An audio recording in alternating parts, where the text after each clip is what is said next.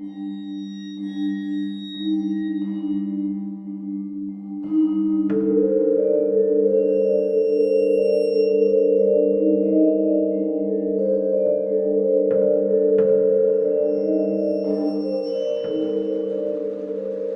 hello, and welcome to Al Dente Rigamortis. I'm Review Cultist. And I'm the Gamer in Yellow. And this is Matt again. Hi. Hi. And we're here to discuss those internet stories, most creepy and most pastas. And tonight we have some Pokemon creepypastas. We have some of the ones that don't suck. Yeah. Some and of the very few. The choice nugs. I mean, I still feel like that's possibly on perspective or opinion. Look, I can say, I'm gonna say regardless of your regardless of your take on these, you can say they're at least competent. Okay, yeah. Which is more than you can say for most Pokemon pastas. Yeah. Or most pastas in general. Yeah. There's a very, very low bar to get over, and this does it. Yeah. They put like the 5% effort to get over the bar, so Yeah, there. exactly. Top percentile. Top fucking percentile pastas. And yeah, we're doing Pokemon Creepy Black, Pokemon Lavender Town. Yeah, and Lavender Town Syndrome, and the associated pastas with Lavender Town Syndrome, which we discovered existed like 25 minutes before ago. we started recording. Like 30 minutes ago. Yeah. And in fact, it delayed the recording, but whatever. It delayed the recording by maybe 10 minutes, which is how long it took for us to find and read all of the other associated stories. Yeah. Mostly find, because we found them on Know Your Meme, and we're like, oh, okay, this is like a summary of the story, and then we spent a long time looking them up and found out, no, wait, these are the actual stories that are like 8 sentences long. Yep. Yeah, I really thought it was just like a synopsis of it. No, that's really what it is. Yeah. Crazy. And then afterward, we will probably try and just do like a quick brainstorm of how we could make a good creepypasta that's for Pokemon. Yes, we'll try. I'll try very hard. I have had about half a highball of Kahlua, which is it's like General Tso's chicken in that it's made of ideas. Ooh. Perfect. Man, just what we need. That's ideal. I mean, all we're hopped up on is Coca-Cola. So yeah, we'll just dive right into Pokemon Creepy Black, or Pokemon Black as it was before the DS game, Pokemon Black. Yeah, so this one actually has a bunch of different names because the official title of this pasta, because it came out before there was actually a game called Pokemon Black, is just Pokemon Black. It's also known as Pokemon Creepy Black, Pokemon Ghost Black, Pokemon Cursed Black. I think there's even one Pokemon Spooky Black, but... What's funny is in the beginning of this story, they refer to Pokemon Chaos Black. Huh. Like, in the beginning of this story, they make up another one that's called Pokemon Chaos Black. Yeah, and there's also, that's among, a bunch of other bootlegs, because our protagonist is apparently a collector of bootleg Pokemon hacks. Yeah, that's not unheard of. Like, have you watched fucking Joel on Vinesauce?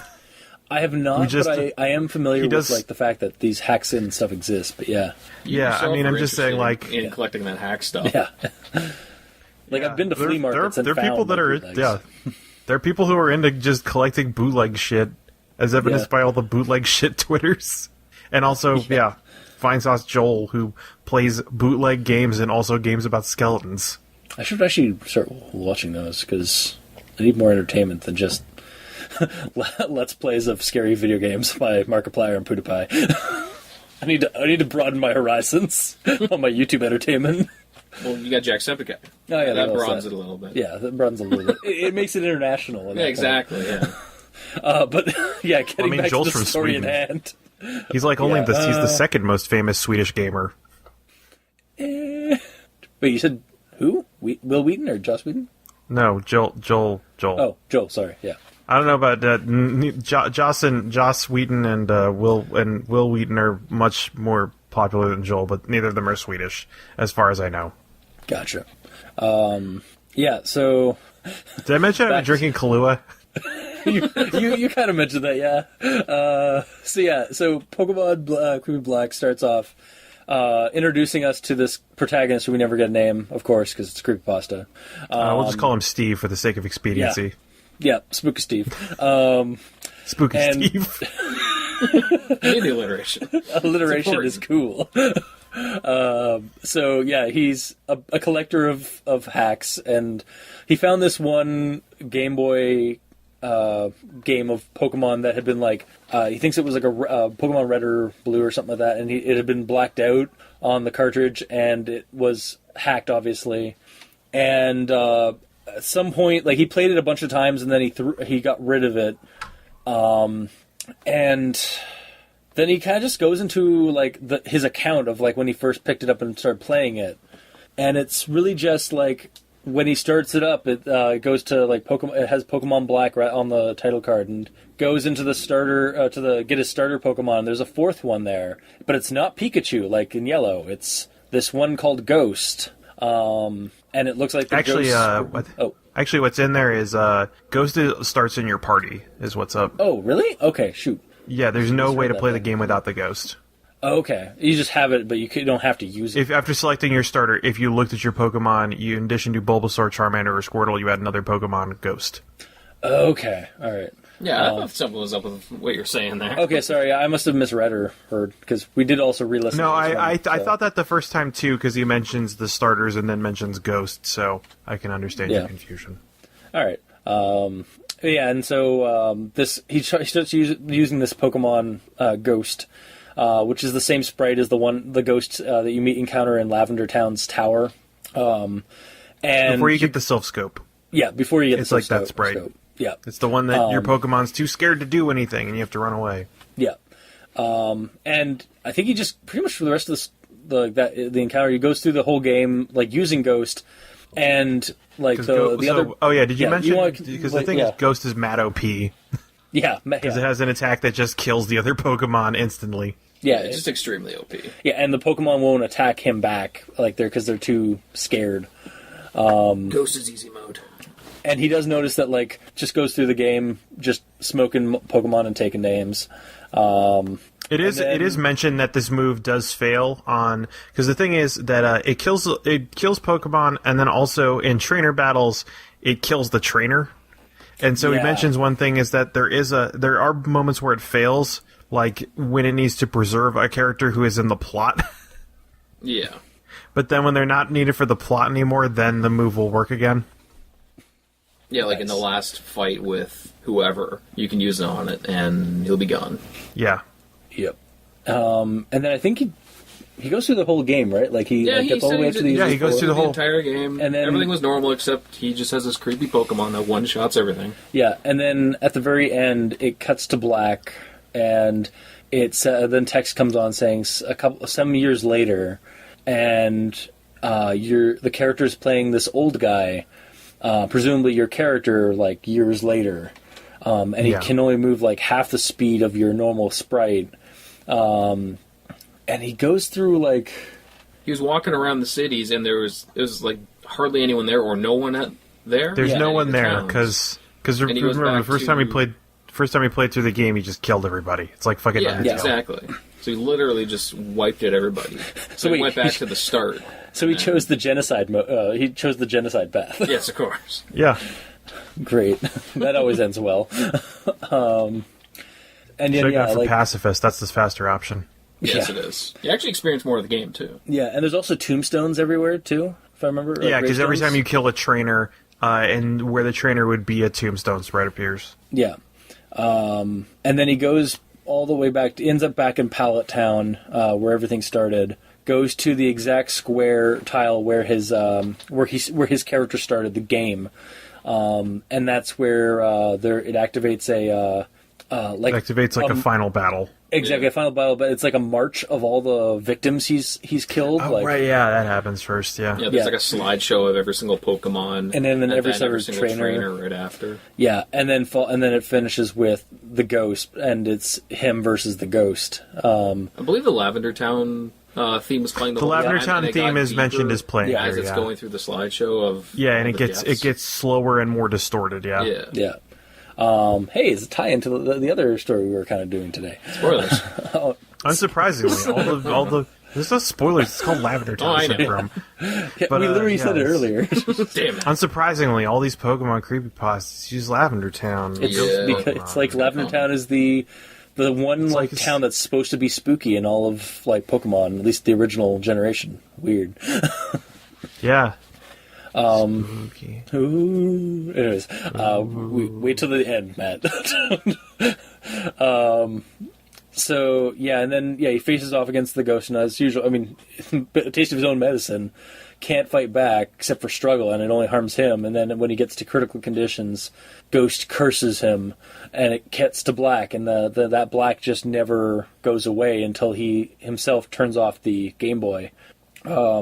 And he's played the game, so that's pretty much the end of like the first run of the game. Well, when He you plays the turn the game on, your save files are erased. Yeah, the save file's erased, and it's brought back to square one, as if nothing you had just done had happened. And then he plays the game a bunch of other times, and it's even no matter what he does, like if he doesn't doesn't use Ghost at all, he just plays the game normally.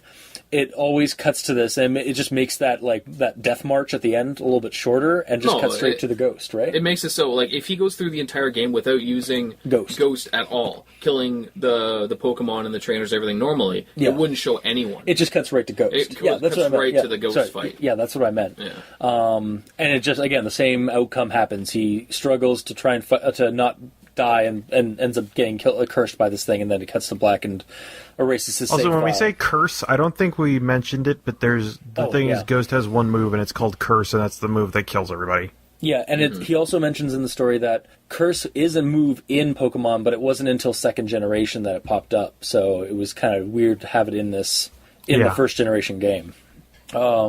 And so, it kind of just like him playing this game multiple times and having the same outcome happen of this dark, kind of like depressing ending, kind of gives him an existential dread or like a sense of inevitability. Yeah, it seems like he wasn't trying to convey a message, though it does seem like I was the sole receiver of this message. I'm not entirely certain what it was. The inevitability of death, the pointlessness of it. Maybe he was trying to just morbidly inject death and darkness into a children's game. Regardless, this game has made me think, and it has made me cry. Yeah. And then I remember there was an edition of this game, the story. It wasn't in the one that we listened to earlier today. It's in Pokemon Black Retold. It keeps going on and says, I lied, I didn't lose the game. I took it to a flea market. And this is actually kind of a cool addition, because Pokemon Black Retold is a ROM that you can put on a DS cartridge if you have like a cartridge that supports homebrew stuff. And it's basically just a slideshow, just click through the whole thing. And then it adds this little bit at the end that's... I sold the cartridge at a flea market because one day I was playing it again, and I got to the death part, and the phone rang. So I decided to put the Game Boy down and go answer the phone. And that, like, he stays away from his Game Boy for like 20 minutes or something. Yeah. And he says, like, when I came back, the black screen had changed, and now it said Ghost has cursed. And this is kind of the clever part of it, is that it finds your username on the DS and puts that in the final slot. Nice. Finally. Oh, that's my problem with most Pokemon and video game related things, is nothing directly happens to the person who has it. I think it's more Pokemon because there's a bit of variety in just generalized video game creepypastas, but we'll get into that after this. Yeah, but yeah, you're right. Like it is something actually kind of like made it. The curse has been it added that extra level, like added that extra ante or a level to this where like it's now cursed him and it knows him, or it's used the data from the game to get him. Yeah, and that's a clever little gotcha. Yeah, that was, it's like it's actually it'll be like what happened with Lavender Town Syndrome, where it's the one we listened to earlier, where there's the Lavender Town thing playing, and then it's like, oh, and like the thing is you've been listening to the exact one that causes the suicides and blah blah blah the whole time I've been reading the story to you. It just adds that extra bit of like, I guess, immersion. Is that the right word for that? Yeah. Maybe, I don't know. That feels like it feels like that was sort of that was sort of a thing added because it's like, oh, I'm doing a reading. I can play Lavender Town in the background. Let me find the beta mix. Well, I mean, even the Lavender. That's a different story, which we'll cover in like a couple minutes. Yeah, yeah. Well, sorry, I didn't mean to derail that and go back to say it. We'll go back to Pokemon Black, and yeah, that's pretty much how that story ends. Is that it's like he's passed it on to some other poor fool at a flea market. So taking a hammer to it. So it's a normal person would. So it's out there somewhere. You might have that. Yeah, he does the NES Godzilla thing. Oh God! Of just sell it. Yeah, and not just bury it or destroy it. Yeah, no, sell it because he wants someone else to have it. I don't know. He wants to share the misery. It's like the VHS tape from The Ring where it just passes out hands. Yeah, but in that one it makes sense because if you show somebody else the tape, then you survive. Oh, really? Okay. That's why the woman doesn't get killed in the end. Also, spoilers for The Ring, I guess. Spoilers for The Ring that was like circa what, like early 2000s. Spoilers for this movie that was made over 10 years ago. And probably that's the reason probably that as the old woman's... as some of our listeners now. Yeah, at least some of them. There'll be someone out there. But yeah, that's the reason that the woman doesn't survive. That's the reason the woman survives because she thinks she survived because she freed Samara. But really, she survived because she made a copy of the tape and showed it to somebody. Gotcha. And so that's the thing. Like her boyfriend or whatever, the guy who was investigating with her, gets killed by the tape because after that happens, and the kid's like, "Oh, why did you free her? She doesn't sleep." And then he gets and then he gets murdered by the ring ghost. See, what's funny is I watched the sequel, and the sequel, like, she just they do away, they like go to the place of origin and like lock her away in the well for good, and yeah, it's stupid. It's like a sequel to a horror movie. It's fucking dumb. Yeah. We're back to It's not even sorry, you're back to like the Jason movies. Oh God. The other way to think about it with the ending of Pokemon Black is, at the end of the extended one, it said that like it cursed him directly, right? Yeah. So it curses the person who reads it. That's the thing, because it pulls your username from the DS and puts that in the final slot.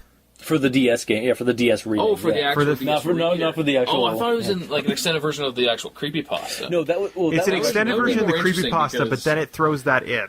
Yeah. To creep you out. Yeah, I hear you. Yeah, okay. Which I can say, if that's a thing that happened to me, like, just like a slight aside going to a different pasta, when I was reading Ben Drowned, or when I was watching the videos for Ben Drowned, I can say the part that freaked me out the most is when one of the fucking file names changes to Matt. Oh, damn. Which is the name of that's the name of the author, but I saw that, I'm like, what the fuck? Yeah. See, I actually had that instance where we just done that episode of Ben Drowned, and like a couple of weeks later, I went to go pick up the newest Zelda game, which was, I think, Link Between Worlds, and it was used because it was cheaper. And hey, it's cheaper. And I brought it home and like flipped and like started it up, and there was a save file on it, and it was Ben. And I was just like, nice. I just slid back the DS, looked at it for a couple of minutes, pulled out my phone to take photo evidence of it, and then it's like, all right, posted that on Twitter. So if I go missing, somebody will know why. And then I just started a new save file below it. I've never touched. Yeah, well, you didn't delete file. Ben's save, so it's fine. Exactly, yeah. If you deleted that, then I will never delete the Ben save. And I was like, I literally actually went back to that EB Games and asked if they'd ever heard of that creepypasta, and they obviously hadn't, because it's a creepypasta. Not everybody knows anything about not everybody in the world knows about creepypasta, and it was just a weird, creepy coincidence that somebody named Ben. Yeah. Oh man. It was. I wouldn't think that was intentional. Like somebody. I really wish it was. Somebody bought it and then returned it. Like, I know that's what I'd fucking do if I had gotten the game and was planning on reselling it. I just took Ben. But yeah. Anyway, again, way off topic. Anyway, in the discussion of this, story. We're going to run into a wild difference in taste here, because the reasons I like this story are the reasons that Cultist and Gamer in Yellow hate it, I'm pretty sure. Yeah, I mean, I can get it on your side. Like, I can understand your side for it, but I just need a little bit more than a I guess just existential dread, or the. Like... Well, so the main thing I like about this is like it's like.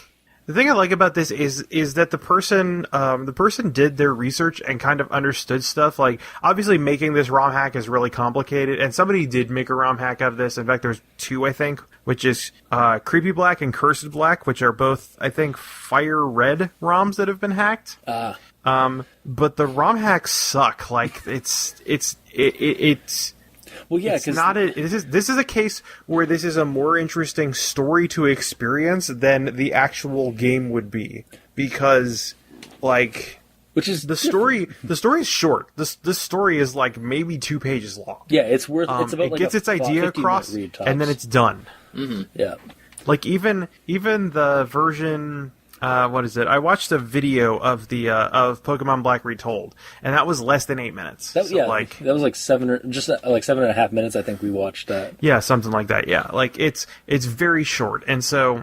But the thing I like about this is just how low key it is. That it uses existing assets in the game. It does some stuff in the game that will make the game kind of hard, but like.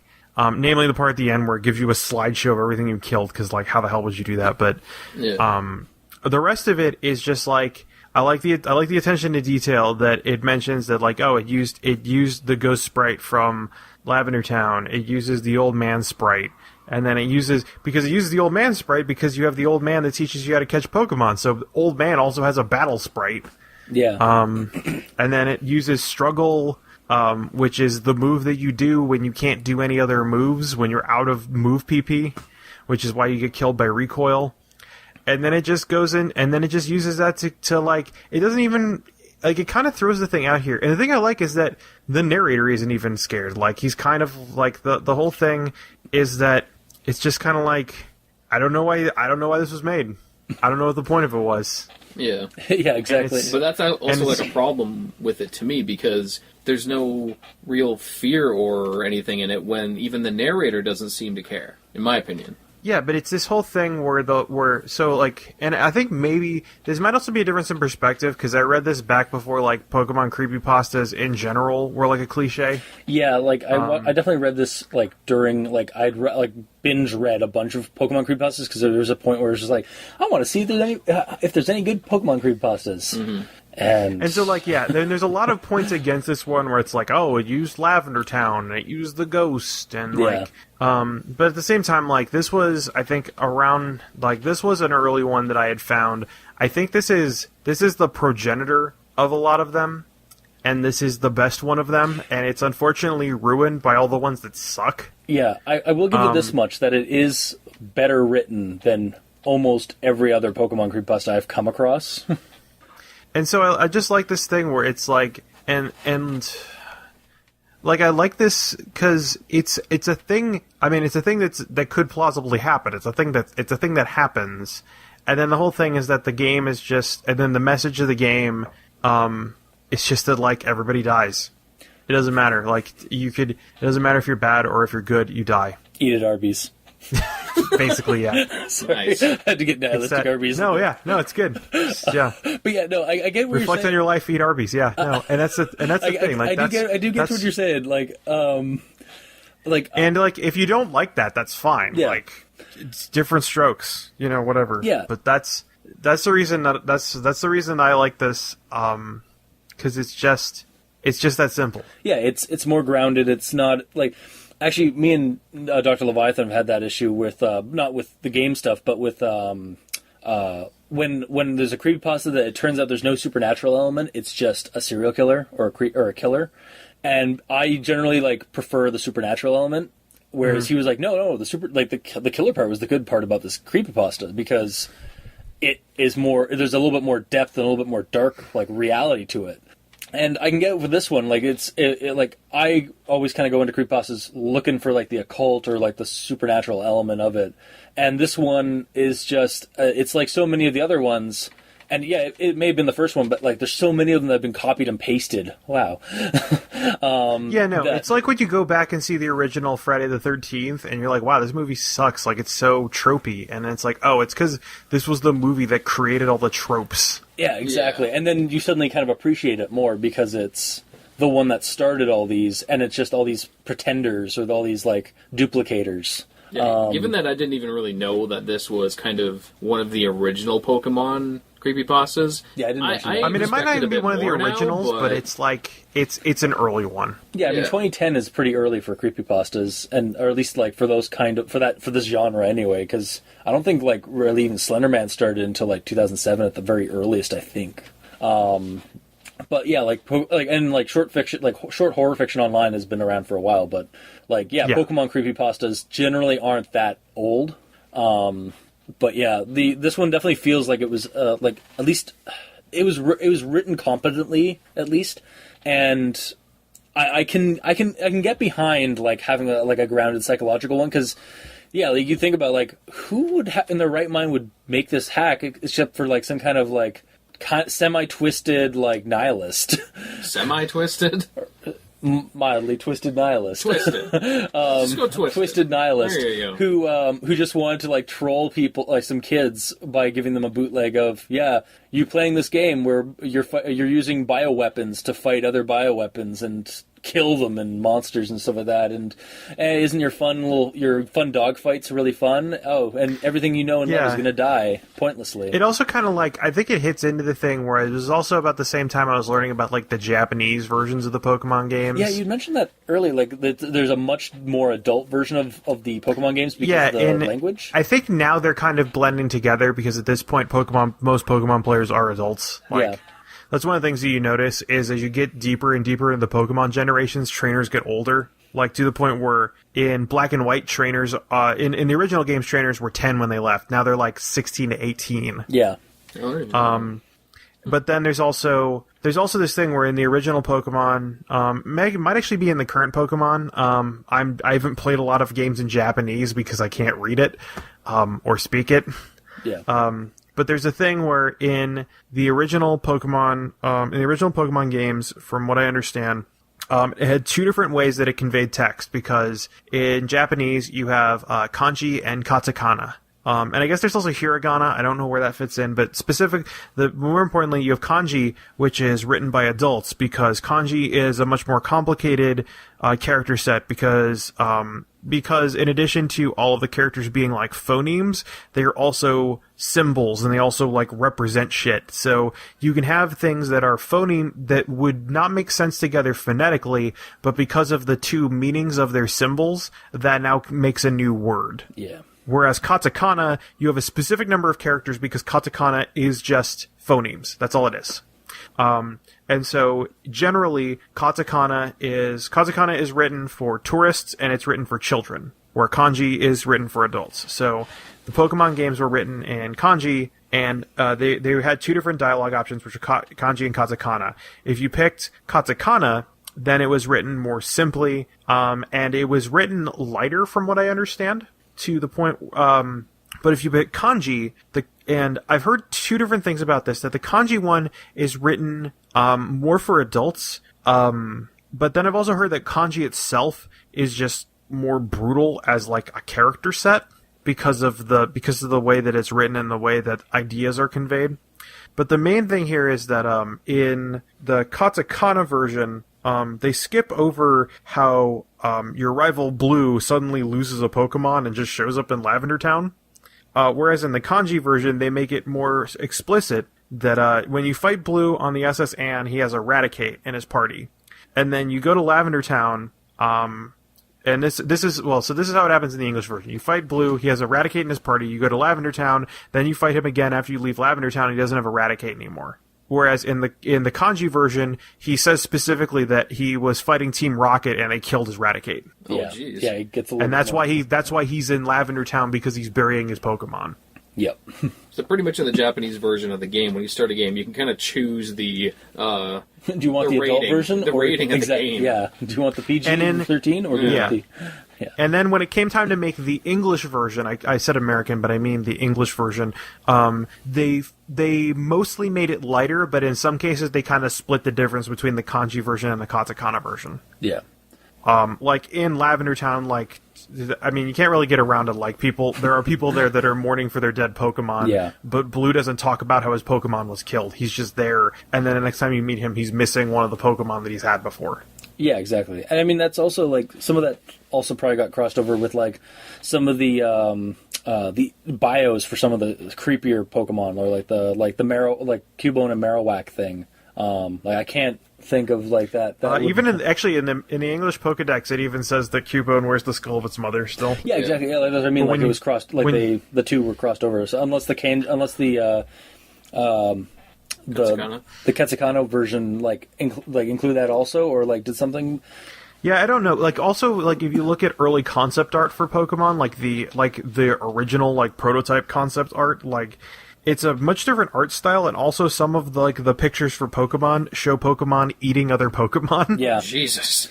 Well, I mean, like not like in a graphic way. Like it's like you see like a Tentacruel like with its tentacles like wrapped around another Pokemon, basically. Yeah, and I mean like that makes sense again because the Pokemon world is an animal kingdom. Like there are no other animals in the world except for Pokemon. I mean, it's all nice and good that all Pokemon are our friends. But they're animals, and there's a food chain. Yeah. And there's also the thing where, like, if you get into, Pokemon Adventures, which was the original manga, like, Pokemon die in that. Like, there's Pokemon get killed on pages sometimes. Yeah. Like, yeah, so it just adds on to, like, the, I guess, and then they started kind of scooting away from that as they went on. Like, and they made it friendlier in general with much more implied themes of harm, like Team Aqua that wants to flood the entire world. Yeah, there's a darker presence in the Pokemon games pretty much from day one. It's just we've kind of been, I guess, not so much desensitized from it because we were kind of given the kiddie version or like a semi-kiddie version of the games, and then some people have decided to take it a little bit darker. Yeah. If it was kind of somewhere in the middle to begin with, basically, I feel like if Pokemon was kind of sort of in the middle between what the Japanese one was and what it is now, it'd be kind of more susceptible for more believable and like immersive creepypastas of it, because it's already not, for kids. It's sort of for anyone instead of mainly kid-based. That's basically what I was. Yeah, definitely. And like Pokemon's a hard thing to make. This is actually a thing, kind of going off topic. Like Pokemon is a hard thing to make scary because of how abstracted it is. Like there was an interview with the guys who made Amnesia, which when they talked about making Amnesia, they described it as they were trying to make Super Mario survival horror. What? Oh, which it actually had. I kind of get where he's coming from. Yeah, because there was going to be a lot of running and jumping and like activating traps and stuff. Yeah. Instead of fighting. But then they scrapped that because they discovered it was really hard because like in Mario you can accept all the things given to you because the world's so abstract. You have the Mushroom Kingdom and like this plumber who's a hero and all the weird toad people and stuff. And like Pokemon is a similarly abstract world. Yeah. That's very hard to make scary because it's like we just do this like it's like 10-year-olds just go out into the wilderness and like train animals and don't die immediately. And don't die. And it's because it doesn't like focus on like being a kid alone in the wilderness, like having to live alone and like and you don't have to eat, you don't have to take care of yourself, like healthcare is free. Yeah, exactly. Like it's and then there's also even like training monsters is abstracted with like you throw a Pokeball and now they're loyal. There's no like montage of there's no like long period of like actually training the monster, the animal. If Pokemon had training montages, I think it would be better. I think so too. Also, every single one involves them running up the stairs in Philly. Goddamn. Hey, Adrian. Also, can I just say that I would totally buy Amnesia as done up in Mario's like side-scrolling format. I would legit. You should play Mario Call of Cthulhu. Wait, what? That's a thing? It's a ROM hack of Super Mario World. It's super crazy, and it has a lot of neat gimmicks in it, but that is unrelated to anything we were talking about. Just going to type that right up that in my notes. Anyway, it's got some really cool little gimmicks that uses, and it's not that long. All right, cool. I don't even think it's that hard, which is surprising because most ROM hacks you find are like crazy hard because they're made by people that have played the game too much. Nice. Yeah. Okay, but anyways, getting back to the Yeah. So we have another story. yeah. So that's pretty well covers Pokemon Black. Like, Yeah, no, we spent 40 minutes discussing a story that takes less than 8 minutes to I read. know. Yeah. So yeah, like Does that mean it's good or does that mean it's bad? Though? Yeah, That I guess we we've do. been talking Yeah, I guess long we should about also it. do we recommend Okay, so Pokemon Black? yeah, so this has reached a certain level of this has a certain level of mastery to it, like in the department of construction, that everything else about it is going to be subjective. Yeah. So if you like kind of like direct, like stories that are more subtle horror or like I'd dread. recommend go check out Pokemon Black Retold. Yes. I like that one. Yeah, definitely. It's got sound effects and shit. Yeah, and even visuals like it's like you're actually looking at a DS game. Yeah. Yeah, I can get behind that. I don't know. I like my supernatural when it comes to video game creepypastas. That's cool. Weird. You like what you like. That's rad. You do you, man. Thanks, bro. And then Gamer in Yellow. Well, I'm not really a huge fan of it because I'm somewhat on the same page as you in regards to it'd be nice if there was something supernatural, but it doesn't have to be. I just liked your first reaction when I showed you the story today. Right after the very end, it's like I didn't like that at all. I didn't. There's a lot of ways it can be better. Yeah. But again, it comes from also like us. What we read Pokemon Red and Blood Edition, and they were all these other Pokemon creepypastas tend to have the same kind of plot lines that kind of seem to stem from Pokemon Black. So, but in the end, that's the thing that I'm surprised you guys invited me to do this episode at all, because after you did Lost Silver and Red and Blood Red, I figured you guys were done with Pokemon pastas. Honestly, to be perfectly honest, I was until we had you on. I think for an episode that will probably not be aired before this one. So, but you were like, we were telling you about like the ones I was telling you about the ones that we didn't were on the roster that I don't think we were really going to do, like Pokemon Black, because of what had happened. And then you kind of started defending it. I was like, all right, this is something we could throw on for the show and it also kind of like got me thinking about like, again, making a good creepypasta that's about Pokemon games. Mm-hmm. So that's why I wanted to do the show, this episode in particular. Sure. And that kind of goes into my feelings on this. Is my problem with this is, in the end, it's the fact that nothing really happens to the guy, and it's almost too, like, I don't want to say bland, but it's more or less just his retelling of like a hacked up game, but it's just that. It's just a game. There's no real repercussions of it. But in that retold one that you told me about on the DS, with a little bit at the end, it kind of brings it more into breaks the fourth wall the person who's actually reading it. Yeah. So that it kind of changes the whole perspective on it just that little bit at the end. The story it's is funny actually... that it's funny also that like this is again a reversal, because I feel like Pokemon Black Retold, I feel like the extra bit at the end is unneeded because I like the story as it was. Yeah. But for us, that extra bit kind of helps us like the story or like get into the story a bit more, because it adds that breaking the fourth wall, or like almost like I just realized it's not that the game is haunted; it's that the story about the game is haunted. Yeah, it's a meta haunting. Yeah, and I don't know, for some reason I can always get behind meta stuff. So yeah, no, meta stuff's cool. But all right, like I don't even like that added part, but I do like that it slots your name in. Yeah, it's just a nice little touch to it. So I guess that's. Yeah, really it's creepy in the same way that, like, Metal Gear Solid at that fight with Psycho Mantis, he starts reading through your memory cards. It's that same kind of creepiness. Or the entire last third of Metal Gear Solid 2. Or how the game Eternal Darkness fucks with your TV as long as you have an analog TV. And not a digital one. I don't know about that one. Pretty much like the more sanity you lose in that game, because it's all a horror survival game. Yeah.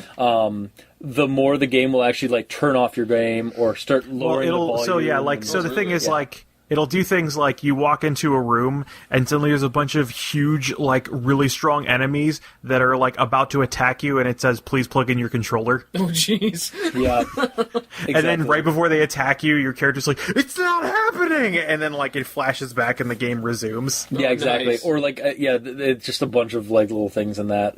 Or like, it's deleting all your game files. Yeah, it says, like, formatting memory card. Yeah, exactly. Oh, God. Yeah, Or it'll, like, mute your TV. yeah. Say what you will about Silicon Knights, this company that made it, who's now bankrupt. They made a pretty decent Call of Cthulhu, Lovecraftian horror video game back in the day. It was really the one good game they made. Yeah, and I kind of liked parts of Too Human, but no. We're not here for that. Yeah. Anyways, yeah. Sorry. Oh God. Getting back to the thing at Welcome hand. back to tangents. Yay. Yeah. So we're gonna go, I guess, into Lavender Town Syndrome next. Yeah.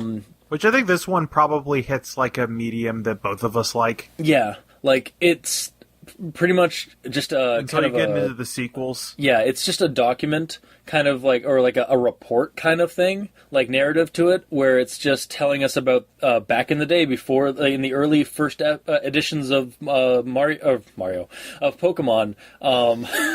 Lavender Town's tone had a higher pitch, and because of that tone, it affected certain young teens and kids whose ears were not developed enough, and would cause like suicides and depression and stuff like that. And eventually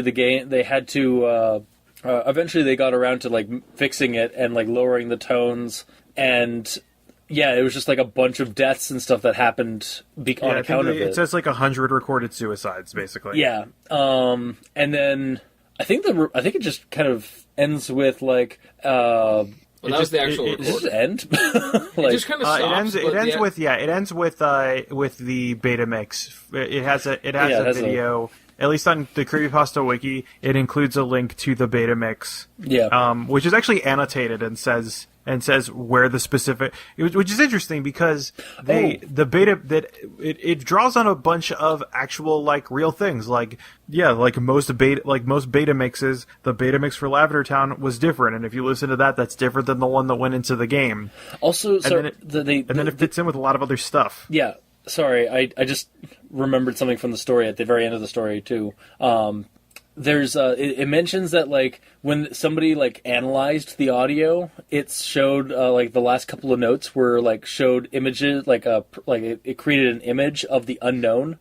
Yeah, and that's kind Wasn't it Missing Note? And then it was not missing note, the unknown, which are those alphabet Pokemon. I thought you said Missing Note. No, it was like the weird unknown Pokemon. Yeah, and and those are the Pokemon that are letters and they spell something out. Yeah, I can't remember right now what it actually said, but which is I can't remember either, but like I think to quote Yahtzee, like this little bit is that extra drop of Bailey's that ruins the whole cocktail. Yeah, exactly. Yeah, it was, and especially since like the guy even comments like it was weird because it like unknowns weren't even in this generation of the game, and it's like, then why is it in there? Because those were not even in the. I think they were in third generation. They might have been second generation, but. And it's like, why would analyzing the audio? Why would analyzing the audio cause this to pop up in a video? Exactly. Yeah. Anyway, yeah. But we're hitting so much on the singular part of the story that I didn't like.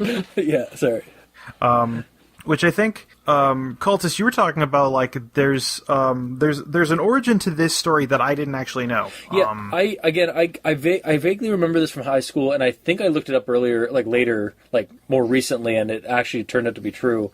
But like in Turkey or somewhere in the world, like during the Pokemon craze, there were reports of kids jumping out of apartment buildings or from like high locations.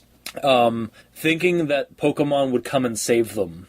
And obviously they would just fall to their deaths or to paralyzing states because they'd fall. Concrete does not apply well to human bodies when they drop at high velocity. And I do also recall, like, I mean, there was also the stuff that happened with the banning of a certain episode in Pokemon. Yeah, there's the Seizure episode. With the Porygon. I think it's, because the way they did the animation for the transformation or the transition between, like, the characters going from the physical world to the Polygon's digital world, it created the way the coloration and the effects they had would cause seizures. It's specifically, you can find the scene on YouTube, which you can watch. I don't suggest watching it if you're epileptic. Yeah, no. But there's this part where, just a large portion of the screen is rapidly flashing red and blue. Yeah. Like bright red and bright blue, which is a trigger for epileptic seizures. Exactly, yeah. And like I think there was like dozens of reports of like seizures or of children being harmed it was a really famous story. Yeah, exactly. Like that was the big one. And then it made news internationally. Exactly, yeah. And then I just remember there being like a slew of like kids jumping out of buildings during my high school years of that like kind of thing. But what would even drive a kid to do that? I mean, it's the same kind of like thing that why kids during the Superman fads would jump out of buildings thinking that Superman would save them. Like that also happened. Well, okay, I understand that, but Superman it's just fly. overactive. Or, oh no, they jump out of buildings thinking Pokemon can fly. They jump out of the buildings thinking they could fly. Yeah, that's the thing. So like, it's just kids' overactive imaginations or obsessive belief in something that just isn't real, or that's like they become too invested in. Yeah. So it's like they look at the window to see a bird. Oh, Pidgey, I'm gonna go get it. Exactly. Yeah, kind of like that. Yeah. I mean, hell, like even during the Pokemon Go craze, like this is less of a thing. But you get reports of people that like walked off of cliffs playing the game, and it's not because they thought Pokemon would save them; it's just because they were inattentive and they probably would have fallen off a cliff some other way. It's the same thing with just GPS in cars. Like people have driven right into lakes because they're relying so much on the GPS; they're not actually looking. Or like same thing. Yeah, exactly. And Pokemon Go, like I remember seeing videos of like I remember the cliff thing. I also remember there was somebody who fell into a pond looking for a water Pokemon, and then there was like a mass like exodus into the ocean because they were all trying to go going after that Blastoise. Yeah. There's also the guy who got stabbed playing and didn't go to the hospital because he wanted to keep catching Pokemon. Oh, God. Yeah, or the people that found dead bodies. Like it's just like people getting mugged. Like honestly, there should be some Pokemon creepypastas about Pokemon Go, and I'm sure there are, but I kind of like you can do some stuff with that. I mean, I feel like any pasta that's made wouldn't be as crazy as like real life. Like if you want to get into it, like do you know, like have you read the Ingress stories? I haven't, no. So like Ingress is the game that Pokemon Go like built off of, basically. Okay, so it's like because that was the original game that Niantic made, where you were like building. It was originally designed by Google to try and figure out how pedestrians would get to places. They made this game and they put all these portals here and said like, hey, if you get this portal, you get points. And they put them in like public parks and stuff. And then they'd use that and it would use your GPS data and it would like map where you're going so it could figure out how to like optimize pedestrian traffic. But then the thing was like after that, like they found a lot of people were liked playing it, so they just made it like a full game and added and allowed people to submit their own portals and stuff. But then it got to this weird point where it starts getting into like the EVE Online thing, where people start taking it like way too seriously, and you get stories of like people building fences around portals, people building booby traps around portals. Oh my God. Yeah, like that's another thing about video game creepypastas and even Pokemon creepypastas that I think could be explored with is that that kind of like getting so immersed in something and then having to interact with the real world again and having like a psychological kind of horror to that. I'm pretty sure that's the basis of a bunch of actual like movies. I mean, you're probably right. Yeah, like I'm sure that's. I'm trying. I can't think of any at the moment, but I'm pretty sure that's at least some kind of. That's at least a bunch of animes. Let's put it there at least. Yeah, and again, I can't think of any right now, but I'm sure. Like, if anybody comments on this, tell us. Like, I would like to watch some of those because those I could see those being really interesting. But I mean, actually, I guess I could think of one which is. I mean, this is less games and more like the internet, and there's also some supernatural elements to it. But Serial Experiments Lane. I've been meaning to watch that because it's always been on my radar. But yeah, I've heard like about that one's like more of a psychological horror thing. It's less creepy and like more disturbing. Yeah. But Yeah, sorry. Getting back That's to neither Pokemon nor Creepypastas. yeah, getting back to Lavender Town syndrome. Yeah, like I had said, like there's a lot of stuff that I think this one probably borrowed or got like ideas from because. Like, yeah, it's nice because it takes a bunch. It's a remix. It takes a bunch of actual things that happened and combines them in kind of a cool way. Yeah, and uses uses an already kind of creepy tone. Because I mean, let's face it, the Lavender Town like area and the song are really kind of like they're creepy styled. Like even the Lavender Tower, yeah, has a style that is more in line with the rest of the game than Lavender Town. Yeah. Which is weird because that's the actual place where you go and fight ghosts. Yeah, exactly. But like the whole like Lavender Town thing, it's really kind of like the one spot in Pokemon, at least in the first game, where it's like you go there because you've heard it's all spooky and like and stuff like that. So it's like you want to go there to like see the ghosts, and because it's ghosts, so like they tried to make it themed like thematically with the music and make it all creepy and unsettling. Yeah. And this is also why when you get into Lavender Town too. Well, that's also the same reason everybody uses unknowns in the other pastas. Yeah. Because unknowns in Gold and Silver, they only show up in one place. And one thing that is kind of an Easter egg, I guess not really because it's very easy to find. If you turn on your radio in the Unknown Cave, it plays a special station that does not appear anywhere else in the game. Oh god, so it's like a number station for unknown. Kind of. Like it's not a number station. Well, I mean, I guess it's a number station that it's like, and that it's weird, but like it's instead of normal music, it just plays like this weird little repeating pattern that's like not even quite a melody with like a little bit of like kind of a bass kind of oompa to it. Gotcha. So it's almost like the idea of like again like the radio frequencies bleeding in from another reality or something or from yeah. And when you turn it on, like the what appears for the station, it just question mark. Yeah. And yeah, there's only one place in the game where you can find unknowns, and for some reason there's 26 of them. They're all the same Pokemon, but there's 26 variations, and it's just like it's the same thing. Like Lavender Town is the only place in the game that you find ghost Pokemon, and there's only 3 ghost Pokemon in Red and Blue. Yeah, and then in Gold and Silver you have the Unknown Cave, which yeah.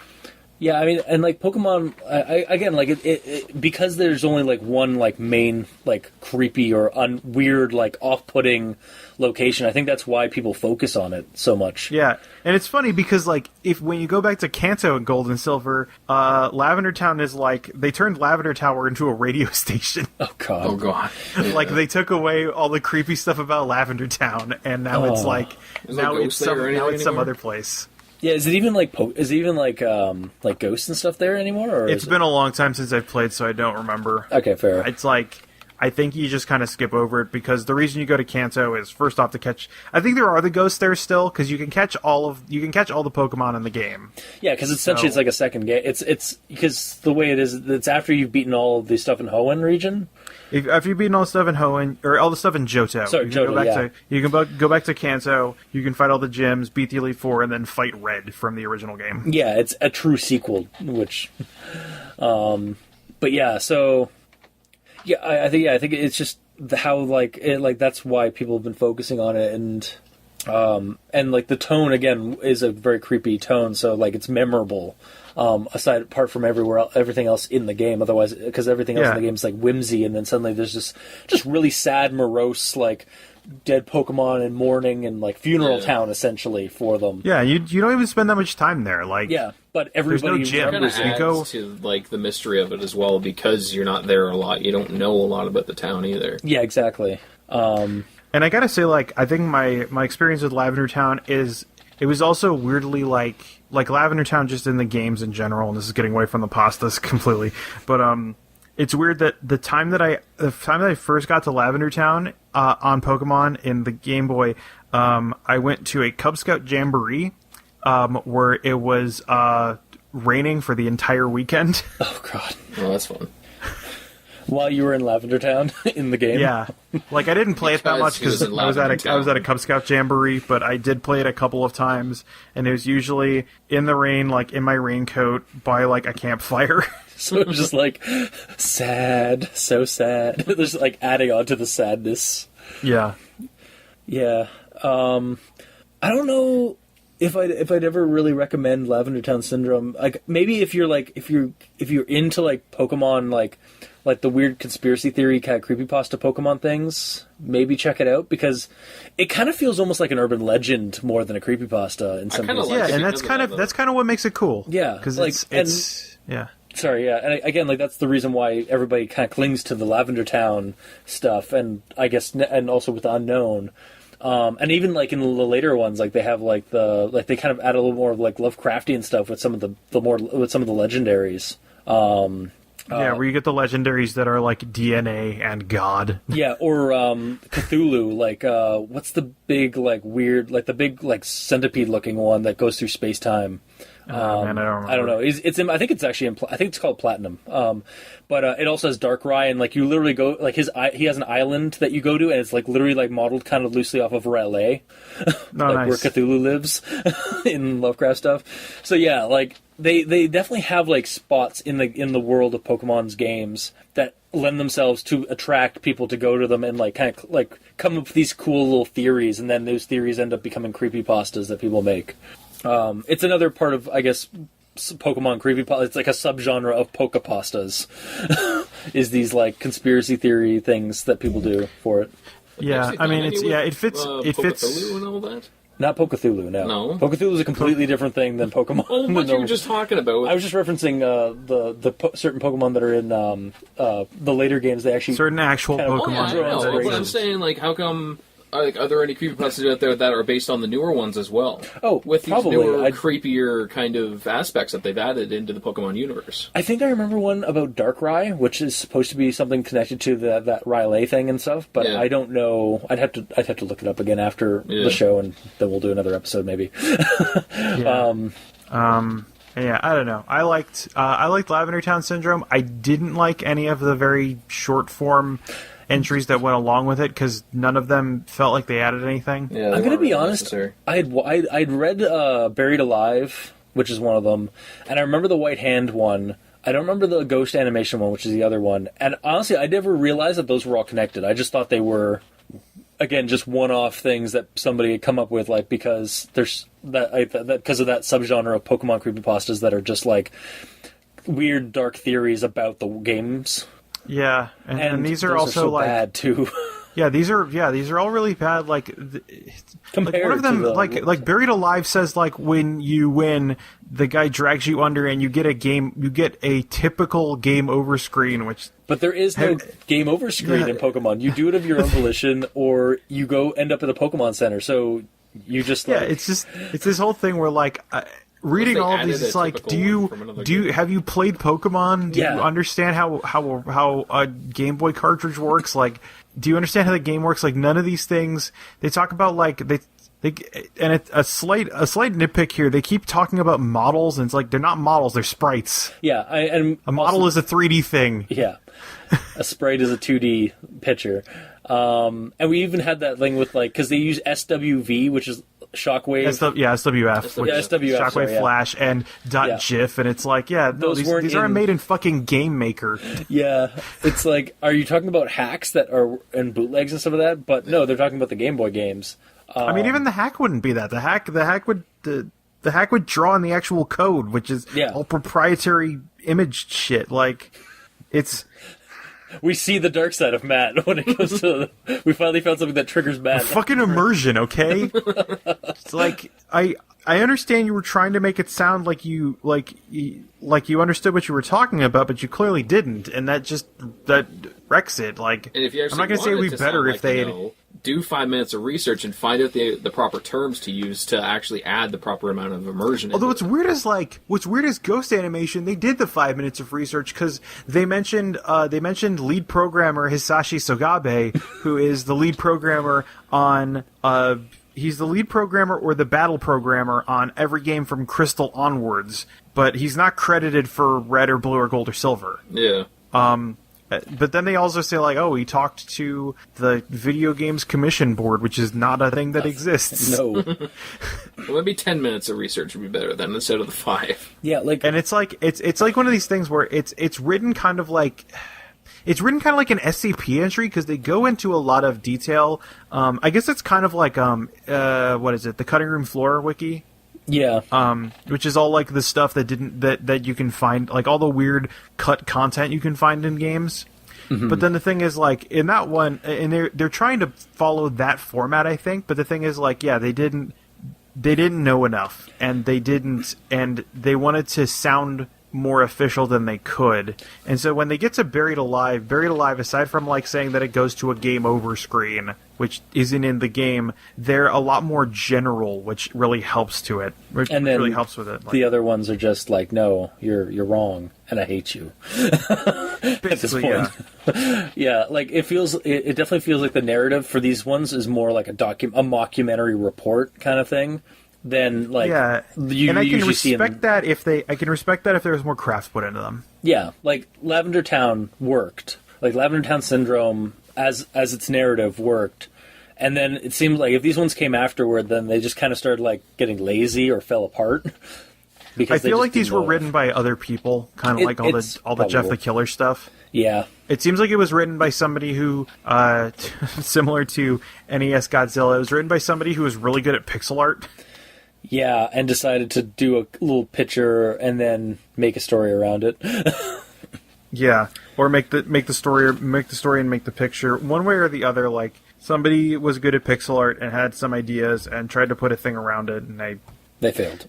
Yeah, there's good seeds in this. Like, I like the concept of this is weird Easter eggs. It's like that weird subgenre of Lost episode. Yeah, and again, like with Pokepastas, it's like there's like little snippets of like things that like, oh, like you didn't know, but this about Pokemon, but this is in the game or in the code, like that kind of stuff. Yeah. Yeah, like there's a lot of, again, it always boils down with these things. There's a lot of potential, and it just never quite makes the mark. But there's stuff that can be mined, like for ideas for things in this stuff. Yeah. And like, I think, like, is there anything else? Do we want to get into Act 2? I think we should finally get into Act 2 of this, which is how we would make Pokemon creepypastas. Right after messages from these sponsors. Yeah, I was going to say, after an intermission here. There's no sponsors. No. But yeah, so yeah, that's the main, like, so we've done the discussion of the review of some pastas, and so now we're on to the part where I just want to like kind of get like a round table thing, just brainstorm or discussion about like how, if you guys were making a Pokemon creepypasta, how would you go about doing one that wasn't just the same old like copy and paste like that we've seen in a bunch of them already? Like, we've all, like, read a bunch of them. So the thing is, like, it gets tricky to do this because we're talking about Lost Episode pastas. Like, we're also talking about Pokemon pastas, which are there's so many of them that they don't allow them to be on they don't allow you to submit them on the Creepypasta.wiki anymore. Yeah. Not at all. Same with the Zelda games. Yeah, like Zelda and Pokemon. Yeah. I think, Cultist, I think you mentioned that, because I thought it was all video game related pastas were no longer allowed. No, I think they still allow some video game ones, but like they've Pokemon. They've categorized Pokemon and Zelda as separate, like separate areas on the wiki, and had said that they are no longer allowing those two type of games because there's just too much. But that might be a good thing, because now creators will go to other games if they still want to do a game-oriented one and be creative with that. Yeah, I feel like for the most part, like the Lost Episode / haunted game, like that whole genre, that whole well's kind of drying up.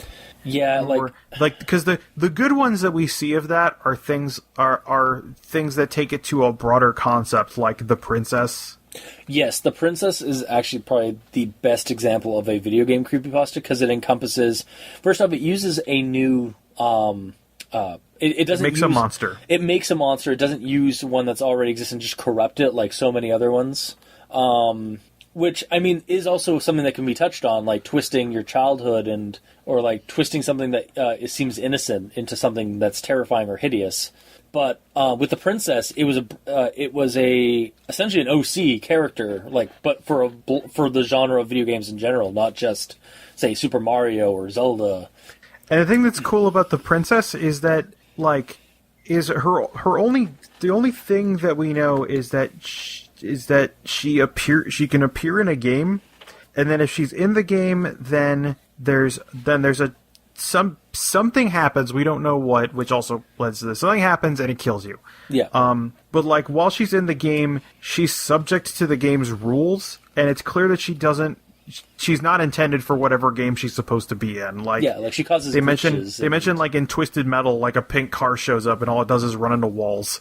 Yeah. Or like there's weird glitches that usually happen, and that's usually like a sign of her presence in a game, like even if the glitches never happened before on that cartridge. Yeah. And then she somehow Samaras through the TV and bludgeons you to death. But it's also interesting because, like, during one of the encounters with the princess, one of the guys is able to keep her from getting it through the TV, trying to find out what she wants by just stun-locking her with, like, an endless combo that's in the game. Yeah, exactly, yeah. Like KI doing ultra combos to her. Yeah. And then he tries to, like, capture her. There's one that tries to capture her by, like, I think taking out, like, all the cables that would, like, connect the GameCube or the software system. Yeah, he's running it through a capture card. Yeah, exactly. And it turns out, oh no, now she's in the internet. Spoilers. Oh no. Spoilers now for that story that was on here on this specific show, what, like 50 episodes ago? Yeah, probably about that, I think. I don't know, was at a point where, like, Dr. Leviathan was going to crucify me if it was another Zelda or Super Mario Brothers pasta. So yeah, I think that's where he prefaces like, no, this isn't just Zelda, it's everything. it's all games, I swear. Yeah. Get the nails away. Yeah. Like, so we're already coming in here with like, this is a very saturated field. Yeah. To try and come to with fresh ideas. And I'm trying to think about like stuff. I'm trying to think about stuff I've experienced while playing Pokemon that has frightened me that I could actually try and mine and turn into like a different concept. And like honestly, there's not many I could make that I would like, because I've also read enough Pokemon pastas to the point where I'm like immune to them, where I'm like jaded to all the ones except for the good ones I read when I started. Because like also getting to the point where basically everything's been done in regards to Pokemon. Yeah, and like, and right, so describing anything at a high level is kind of difficult. Like, we'd have to get into the nitty gritty of it and say like why our thing is its own special, beautiful, unique snowflake. Yeah, because there's some. I remember there's some that like the high level. There's some of them that the high level concept is interesting, but then like. Or probably for a lot, like we've just been talking about, like these extra Lavender Town syndrome stories, where they have a little interesting kernel, and you can see what they were going for, and then it's not, and then it doesn't play out well. But I think one thing that I might do, and this is going to sound like something else because I'm kind of aping off a bunch of different concepts, but there's a really good Let's Play of Pokemon Blue on the Something Awful forums, which is called Let's Horribly Break Pokemon Blue. Nice. Where the guy who's doing it is just showcasing all of the glitches in the game. Gotcha. So just and showing there's all the bugs, yeah. I think what is it? There's also a YouTube channel, Missing No Expert, who I'm gonna take this, and I apologize if I take all the ideas. Okay. But there's an idea like here that so one of the things Missing No Expert did, and I don't know if his channel's still going. I think he might still do Let's Plays, but he kind of ran out of Pokemon glitches because that was pretty much all he did on his channel for like 3 years. Wow. There's always I mean, that's a pretty good role for. Well, because he hit on a there's a lot of glitch, like there's some glitches that have a lot of permutations. Like there's a specific glitch there's a glitch you can use to get Mew early on, which like I don't remember the specifics of it, but it involves reordering your inventory in a specific way. Then you go across Nugget Bridge. This is in the original games, and when you go across Nugget Bridge, there's this area where there will be a trainer that will spot you as soon as you walk to a certain area, and then you have to do a frame perfect trick, which is you have to hit start just as the trainer notices you, and then you have to have an Abra or a Pokemon with Fly or an Escape Rope. And once they notice you, you have to use that Pokemon to warp to another Pokemon Center. And once you do this, the game gets in a weird state because now it's got you stuck in a pre-battle state. And once you do that, whatever item you have in a certain slot in your inventory is now what the game will access the next time it goes into a battle. And so this is how you can get all of the crazy glitch Pokemon in the game. And also, like, more than half the time, it just crashes with, like, an unknown opcode error because it's just reading garbage. Like, Yeah. but I'm I just always thought like Missing No was like the main, like the big one, but Missing No is the big one because it's the easiest one to do because it's the most easily replicable. But no, like this is how Missing No Expert like made so many videos is because he has videos where he just goes through and tests like what happens if I meet the trainer and I have this item in my inventory, and he does that for like almost all the items in the game. He cuts out a lot of the boring ones and kind of just does like a supercut of all the interesting glitches, which is still a lot because there's a lot of fucking items in the game. I think it also changes depending on how many of them you have because that takes up another byte, another full byte, which is why what is it when you get that's how the Missing No glitch does replications, by the way, is because of how when you encounter something about when you encounter Missing No, it tries to populate a certain area of the game with like Missing No's hit points or something like that. And however many hit points Missing No is supposed to have is how many items in the 6th slot it gives you. oh wow, huh? There's a 7-minute video, like if you want to listen to something that's like that half A-Press guy, like if you want to listen to something, I think his name's Panenkoic, like that level of detail on how like every weird glitch from the NES and Game Boy era works, like he's got videos detailing like down to the machine code, like what's happening in execution and why this happens. So like explaining the magic of the glitch. Yeah, like explaining why. Yeah, and they're super fascinating if you're super into like computer science.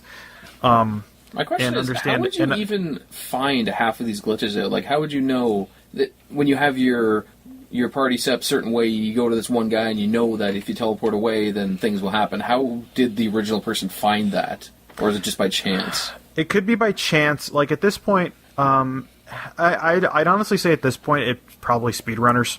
Yeah. Oh yeah. Also, I mean, that's really why like playtesters and like beta testers, like that's how they operate. Like they're there to find. They try to find ways. They to do make the game not work. they smear every item on everything. Yeah. to Yeah, try no. and If you break get the in, game. like and then beyond playtesters, when you get into QA, like the hardcore guys who are hired by the company, at least this is how it used to be. It's probably different now because the games industry adapts with the times. But my brother used to work for Bungie, and he. I went to a dev conference where they talked about the whole like Bungie beta testing thing, where back when betas went out on discs and beta testing was actually beta testing and not just like pre-release promo stuff.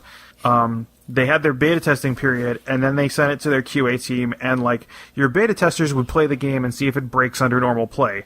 Then your QA team is like, "Hey, I noticed the game crashes if like I right click in the top right of the screen while holding like QE and Z at the same time." And now a lot of the glitches are like I was saying, like most of them are found by speedrunners. Like, because one of the things that's weird in the speedrunning community is you have people who all they do is find glitches. Like they don't even speedrun the game; they just find them and they share them with the speedrunning board. Yeah, because that's how a lot of speedrunners, like, how they get, like, beat, like, a game like Zelda Ocarina of Time in, like, 11 minutes or 16 minutes or something. Yeah, and so, like, so that's kind of, like, that's how probably a lot of the more recent glitches were found, but I think a lot of the other ones were found because it was a very broken game, and it came out around the time where the World Wide Web was, like, was a more, like, common household thing. Yeah. Like, that's how all of us found out about the truck that doesn't do anything. Wait, what?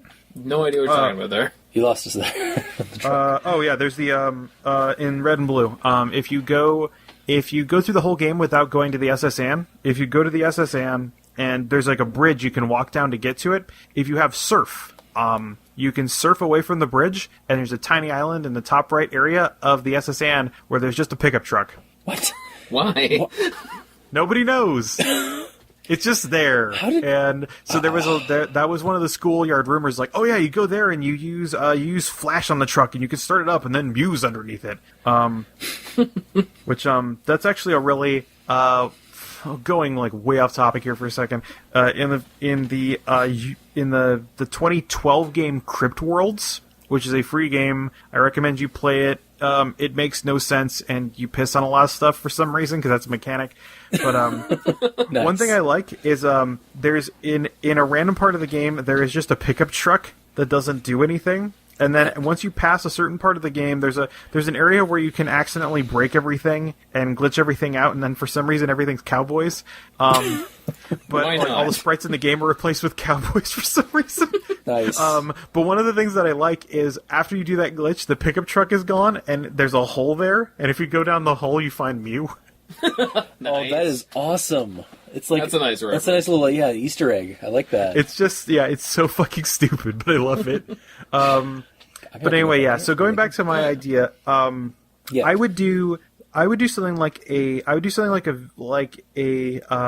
Missing No Expert video series that is sort of a glitch exhibition, and I would invent a new kind of glitch. I'm not 100% sure what it would be because there's a lot of them. It would probably be some kind of item exploit glitch, but the thing you discover is that glitch actually has a hidden message, and we go now into the idea of ancient Easter eggs that nobody's found. And I'm going to combine this, I'm basically going to end up combining a bunch of pastas here. And it turns out that this Easter egg is actually like the first part of basically now a 20-year-old ARG. Oh, nice. Wait, so are you literally doing? It sounds like you're replicating Ready Player One. Not quite, Okay. but I'm replicating. I'll have to find the story, because there's another pasta where so basically this, and then from this we go from the glitch exhibition to this series of videos where we're trying to break the ARG and stuff like that. And I'm not gonna say it's like Slender Vlogs because it's not gonna have Slender Man. It's just gonna have this weird ancient ARG, and it'll go on kind of this journey of discovery of this guy finding weird puzzle pieces. And then the ending will be something spooky. I don't know. All right, I kind of like that. Yeah, it's I'm almost behind it. it's kind of like a digital Indiana Jones kind of thing. Yeah. And again, Egg Hunters, in Ready Player One, but I mean, everything's been remixed and Everything is a has been remix. done. You Yeah. just do it. You do it your own way. Exactly, yeah. I have two ideas, and actually they came from me wanting to make because I did a homebrew of for rules for Pokemon, and I was like, oh man, I could totally run a Pokemon pasta creepypasta thing in that, and where the characters play the Pokemon. And then I was talking to you, Matt, about it, and it was we just came to the conclusion that would be a horrible idea for players because it would be nihilistic as shit, and no one would want to play the game. If you want to have them play Pokemon Black, or Pokemon it would Lost just be Silver, if you did Lost Silver as a role playing game, it's well, now you go down a thing and you don't have arms anymore. Exactly.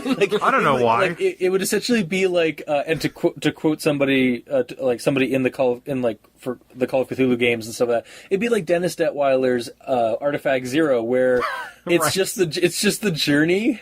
And you were doomed from the beginning, and you just didn't know it. In Artifact Zero, the investigators show up at this place where there's this weird device, and people have just been vanishing. Yeah. And you find this device, and I think you don't even have to touch the item. You're just already hit by this time radiation, and you dig up something in the you're excavating, doing the rest, helping with the excavations, and you find a skeleton that looks exactly like yours. Well, I think one of the things in Artifact Zero was they found these fossils, and they found that the fossil had a wristwatch. Exactly, like one of the investigators' wristwatches. And I mean, spoilers for a scenario. I mean, whatever. It's from 2010, whatever, and it's 90 minutes long. It's as old as Pokemon Black, for God's sakes. The ending of it is that you.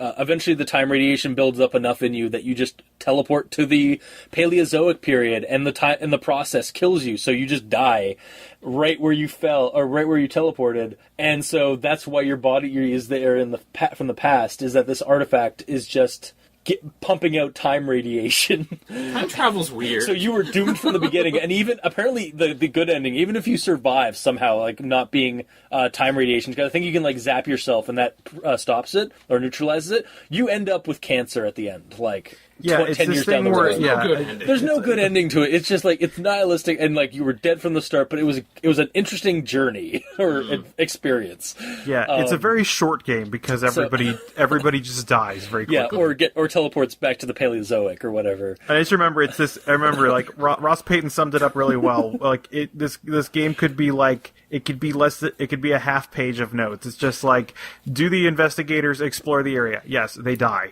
Yeah. Do the investigators explore the area? No, they don't die, but they don't learn anything. Yeah. Do the investigators carefully cordon off the area and study the device from afar, taking every precaution known to Delta Green agents? Flip a coin. If heads, they die. If tails, they don't die, but they don't learn anything. Yeah, exactly. And that's the best way to survive. How long can you go without learning anything? Yeah. And not dying? Which really, that's the greater thing of I think that's the greater metagame of Call of Cthulhu. So, yeah, don't read the book. For God's sakes, don't read the book. That's where they hide the madness. But yeah, so anyways, getting back to my idea for this was like, yeah, like that would be the worst thing ever, like as a player, because like, oh well, I don't want to play with you anymore. You're a dick. So I was like kind of coming up with a way like to make it like to still allow them to have fun fighting with Pokemon and stuff like that. And so for the story, like what I'd have, I think, is that like the character plays a game, I guess like a hack or even just plays a game a cartridge they found or something like that.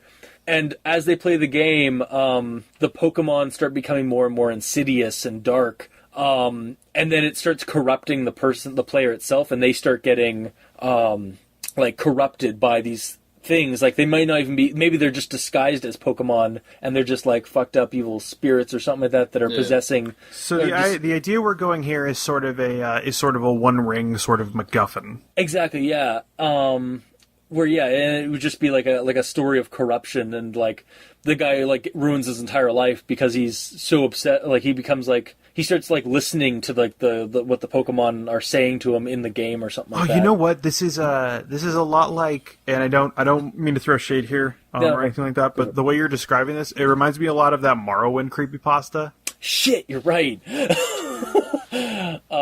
Yeah, where it's actually like. Okay, actually, sorry, yeah.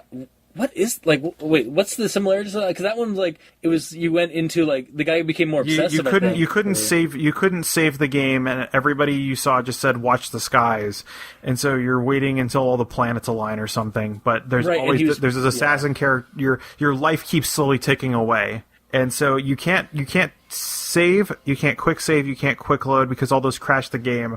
So you have to babysit your character, for like I think 3 real life days, which is how long it takes for like, I don't know, 6 years to pass in the game or something. Right, yeah, okay, yeah. And so yeah, the character was becoming kind of an introvert and like becoming obsessive, and like kind of the game was kind of corrupting him a bit, like by on a more realistic level of just becoming obsessive with the games because he had to stay there and keep it going. Because he was waiting for like this one door to open. Yeah. So I mean, like, if you want to take it like with the demonic side, or like a supernatural angle, have it be like evil spirits or something like that. But if you want to have a psychological side, just essentially you're exploring a psychological horror of like obsession and addiction, which is a very real thing with even like MMOs, and certainly like with Pokemon Go, like people just get addicted to the game and that they ignore the outside world around them, despite the fact that it's made to interact with the outside world around them. And actually, that's the other part of the idea I had for it that kind of spawned from like being corrupted by the Pokemon game is have it be a psychological horror and use like Pokemon Go or use like one of the newer games, and or even have like it could even work for any other video game really. Just explore the psychological horror of somebody who takes a game too far, immerses themselves deeply into the horror or into the world of a fictional game or world, and then they have to like they have to interact with the real world again, and they have so much more difficult. It's suddenly the real world that they're trying to explore is alien to them and scary. So I think like a psychological horror of that kind, like where where they have to like they're too immersed essentially. This taking a slight tangent. This also reminds me. Have you guys watched the most recent season of Black Mirror? I have not. No. Oh man, because this is like the second episode of the new season. I've only seen that one episode, unfortunately, the first one, and it kind of just never. The pig episode. Yeah, the pig episode. Yeah, and, the new season's actually really good because they have a much higher budget, but that's neither here nor there. But I'll say that being getting so immersed in a game that like you kind of lose yourself and you forget how to interact with other people.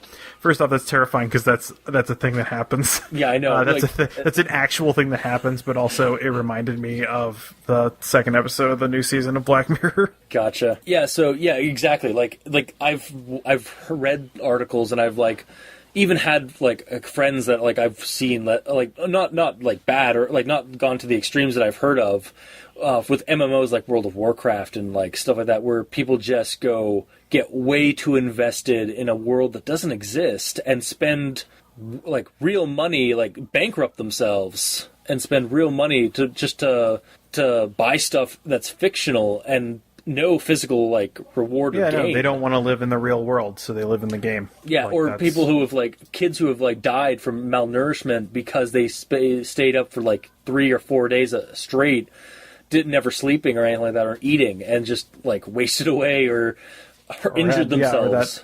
Specifically, there's a story about a Korean EverQuest player who had a heart attack after playing for 51 hours straight. Yeah, exactly. That kind of thing. Like, you could definitely tap into like that real world, like kind of darker stuff, with kind of like the like with a game or with a story about like a character just getting or a person getting too invested into a game world and then having to like breach back into the real world and just feeling how empty and like unfulfilling and pointless it is like for them compared to their bright shiny virtual world. And that kind of goes into. I mean, you could also take this to its other logical extreme, where it's like this is a ROM of Pokemon that's really hard to beat, and nobody knows why, and this person's like dedicated to beating it. And we'll take this into the weird speedrunning community. The guys who are not good enough for GDQ, where this person dedicates so much time into beating it and have become obsessed, and they do win. And they go and like try to share this achievement with people that are like, oh, okay, you beat a video game, cool. Yeah, here's a cookie. And then like just have them like have that be kind of like have that just be the end, and just like have that like you did that, congrats. That's all you got. And then it turns out that exactly yeah. Like that sounds like actually like an Outer Limits or I guess Black Mirror is the new Outer Limits kind of thing. Yeah, no, that actually would be kind of a Black Mirror, is like just the horror of that is just irrelevance. Yeah. This is gonna make me famous. It's just like, really, we're taking horror and noir here. We're like, you're the only person who continued on this path after everybody else stopped caring. Yeah, exactly. Oh, I mean, that's kind of like the new thing nowadays. Is like, I mean, look at True Detective and like, and again, Black True Mirror. Detective is neo-noir, so that's yeah. But I mean, like, there is like a horror element kind of underlying with that one, because like Russ Cole just destroys himself trying to solve this mystery. Yeah. But then again, he was kind of destroyed from the beginning. So, Gamer in Yellow, do you got anything? Well, no, I was basically just gonna say like what you were mentioning with how there's like an impact on the person is basically what I feel that not just Pokemon games, but video game creepypastas in general should have some sort of either impact on the person who is telling the story or the person who's reading the story. So there's some more immersion into it. Because, again, if it's just, here's the creepy story, there you go, I understand the appeal of it. It's very simple, but there's a lot more immersion if there's something that you feel through the person who's telling it. Like, it's something that's personally impacted him, either in the way that Morrowind creepypasta does, or something supernatural like what you suggested there, Cultist. Yeah. That's basically the way that I think, in my opinion, the better creepypasta should be. Yeah, like to have you want like more of a supernatural element on top of it. It doesn't even have to be supernatural. It could be like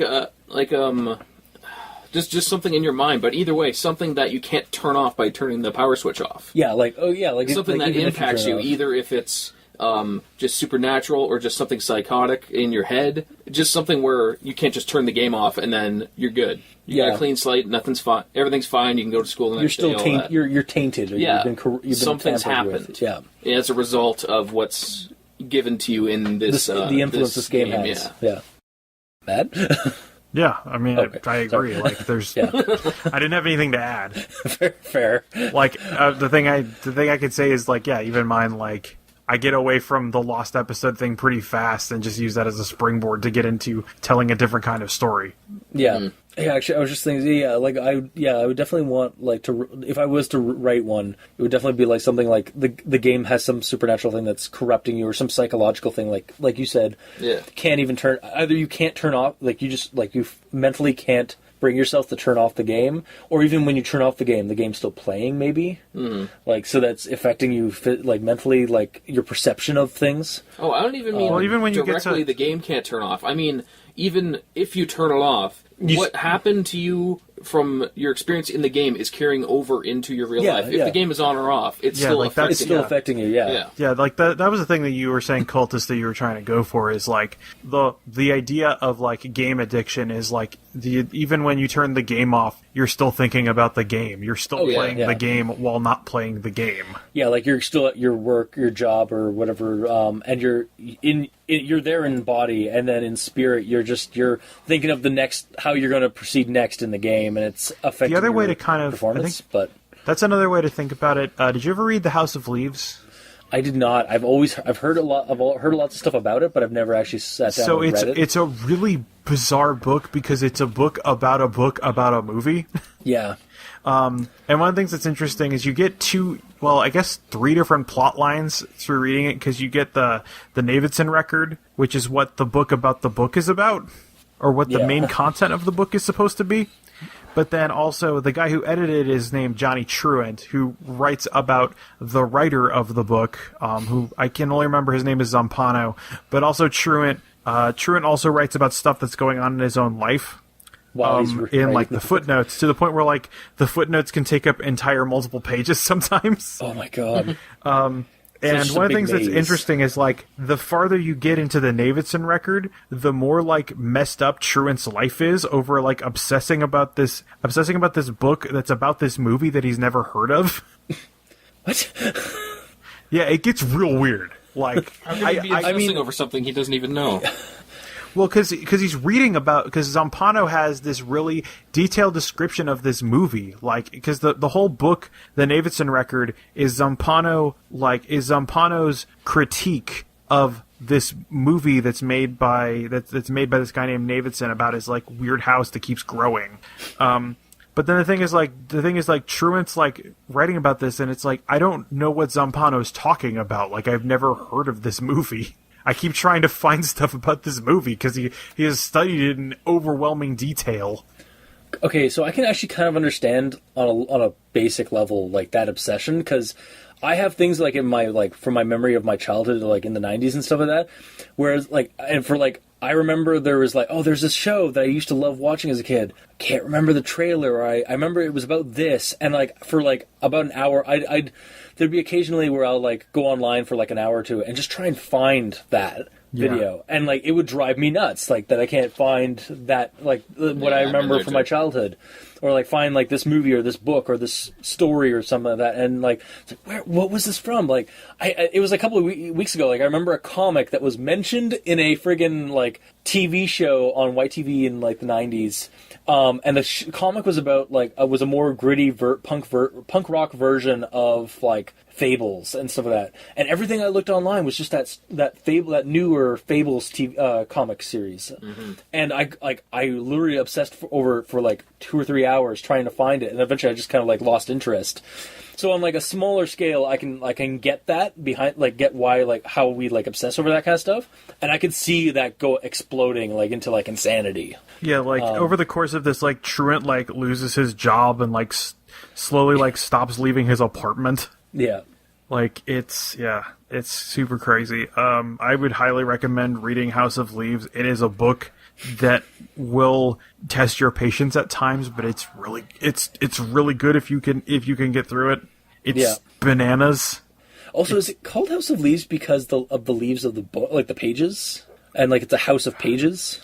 That might be it. Like, I honestly don't know. Like that's the first thing. Like I it just kind of, like I've heard of it so many times, and I've like heard of descriptions of it and stuff. And like, I just realized that's the most reasonable explanation that I know for it, is that kind of thing. Because there's a lot of this is the book that makes the most use of its medium. Yeah, because it makes. Like, I've heard of things like they you need to get it in a printed format, because one of the things about the Navidson record that I said is that the whole plot of the Navidson record is that Navidson's house keeps like growing and changing on the inside while the outside never changes. One of the things is, when you get the book, the one thing you'll notice is that the cover is slightly too small for the rest of the book. Oh, nice. Nice. So it adds on to, like, it's like an immersion level kind of thing. That's a good touch. Or it's like, again, like a nice touch that they've added onto it. Yeah. Yeah. So yeah, I think what we've gathered from this is that don't fall into the same like things that like premises and like ideas that like Pokemon Pastas have done for the last couple of years. If it's already been done, kind you of don't like need to do it again. Go out away from that box and pull things from like other mediums or from other like genre or like even different like other creepy stories, and just kind of like, I guess, God, at the end of the day, it's kind of just like, and just flavor it with Pokemon. No, not even quite that. It's just, if you have an idea, like, first off, like, if you get an idea from reading another story, don't just take that idea. Like, copying is bad, but adapting, reusing, like, changing, using that original idea as the seed to create something new, that's good. That's how stuff is made. Yeah, use things as inspiration. Okay, so a little bit. I just came up with this to kind of get things started. Yeah, I just came up with this thing. So you know, like the reduce, reuse, recycle thing, right? Mm-hmm. So recollect, reuse, and recycle. Yeah, basically, just recollect it and like assemble it a different way that makes it yours. Because everything's a remix. So find the elements that you like from a thing, and then figure out how to build on those. Like, distill it down to its corest idea and build it back up. Yeah. Like, if you read a creepypasta and there's some small aspect that you liked about it that wasn't really expanded upon, take that and make that the focus of something. Kind of like how we were saying earlier about the those different, like, stories that were connected to the Lavender Town thing. Yeah. Where, like, there are nuggets of inspiration or nuggets of not gold, but, like, maybe silver in there. Yeah. That can be pulled in and made into, like, you know, a silver, some cutlery. There are some very, very rough diamonds. Yeah, they're still not quite diamonds, and maybe there's a little bit of coal on some of them. But if you just chisel that off, you're good. If you put enough work into shine in it, it'll come up real nice. Exactly. Yeah. I think that's about as much as I didn't want it to go this long, but I really did not expect this to go on for 2 hours. Oh my God. Although we spent 40 minutes discussing the 8-minute pasta, and then another 40 minutes discussing the even shorter pasta. Yeah, that was like 3 minutes, I think. Yeah. So that's... Then there's like an hour of just talking about other things that aren't even Pokemon related. Yeah, so I don't know how much of that... we'll just keep it in. I'll be like Ross Payton and just, effort. just keep everything except for, like just put the dead air in or something there. like that. Yeah. Or interruptions that we had. I'll just get rid of those. Yeah. But yeah, so I guess, we've come up with some like pretty cool ideas for like that, so I think that's a good place to end it. Mm-hmm. That has been this week's this episode of Al Dente Rigor Mortis. So if you like what you heard, if you didn't, leave us a comment in the comment section below, and like, comment, subscribe, rate on iTunes. Keep it going. Does Kiwi 6 have a rating system? Does it matter? It doesn't have a rating system. It has comment section, and like if you subscribe to it, like we've been getting like a steady flow of subscribers from Kiwi 6. So if you want to listen to more writing ideas, go to the show I do with Travis Gaskew, Ugly Talk. TheyKnowThings.com. Yep. And then you also have an actual play. Yeah, we have the actual play podcast, drunkenugly.com. You guys have done some small amount of work on that. Just a little bit. Yeah, just like, just been running that for like 6 years. No biggie, And no biggie. 800 hours plus of content. I haven't even tried to count it up recently. Yeah, I mean, and like again, you want to talk about ideas that have been explored and ideas that can be mined, like scenarios and stuff like that are always good for that. Yep. And you guys have a lot of like good stuff for like horror and like childhood innocence being turned into like twisted horror stuff. Yeah. With your Little Fears campaign and Little Fears, Frida's. Monster and Childish Things. There's a lot of those. Yep. Yeah. So yeah, if you're a fan of that, check a fan of like listening to actual plays of people playing tabletop games or tabletop games in general. Check those out. I think we're all on Twitter. Oh no, Gamer in Yellow isn't on Twitter, I don't think. No, I don't care. Yeah, okay. I'm just here. Yeah, he's just here when I drag him in for Pokemon Creepypastas and the odd video game one because that's kind of my your thing. Your shtick. That's my shtick. Review Cultist on Twitter, and Matt, you have I think I'm Catman2455 on Twitter. My podcast network in general is The Drunken Ugly, so check that. I also stream on Twitch at SpaceCow2455. So yeah, so retweet and all that jazz. Retweet, send dick pics. Of course. To Catman. No. I don't know. Send them wherever. Send them to the people that want them. Just spread the love.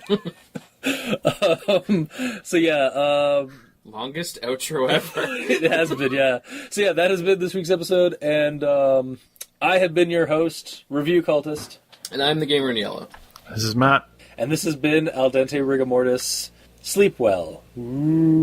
Honk shoe. Spooky sounds. Pokemon Ghost.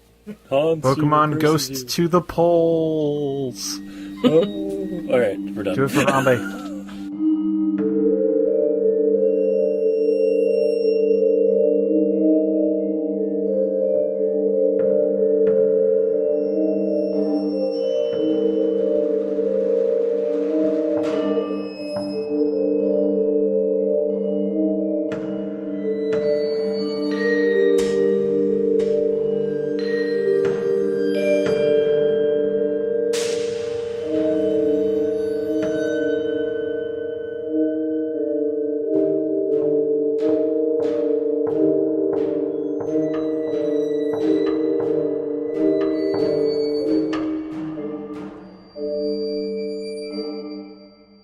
Most creepy and most pasta.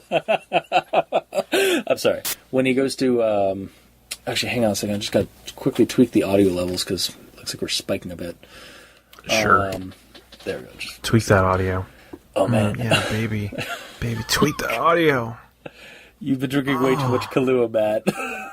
I only had it like half a highball glass.